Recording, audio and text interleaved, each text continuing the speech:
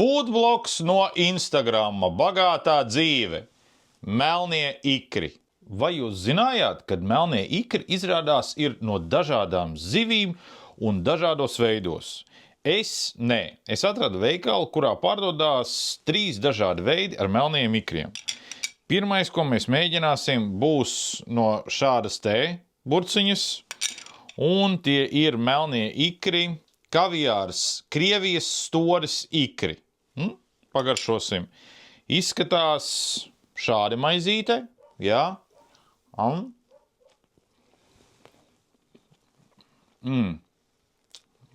Tekstūra maiga, ļoti viegli sālīti, praktiski momentāli mutē pārvēršās par tā kā, nekas.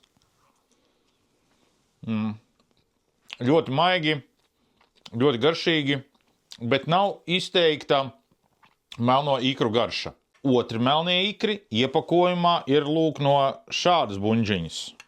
Un tie ir baltās storis ikri. Izskatās viņi joprojām melni, smuki, praktiski nekāda aromāta.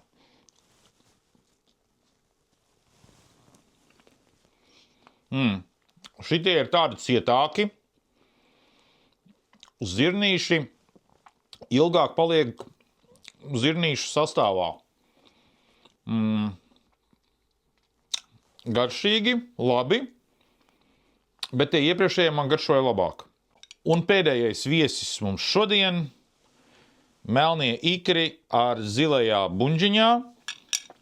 Tie ir, nosauksim to tā, klasiskie. Sibīrijas storis ikri. Izskatās viņi lūk šādi.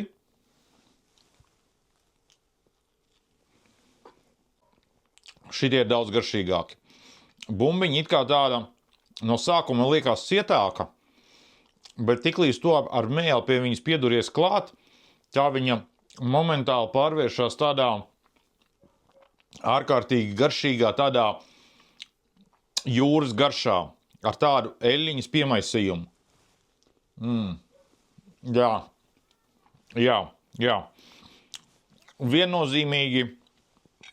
Viennozīmīgi klasika vinnē. Sibīrijas storis ikri. Mans favorīts.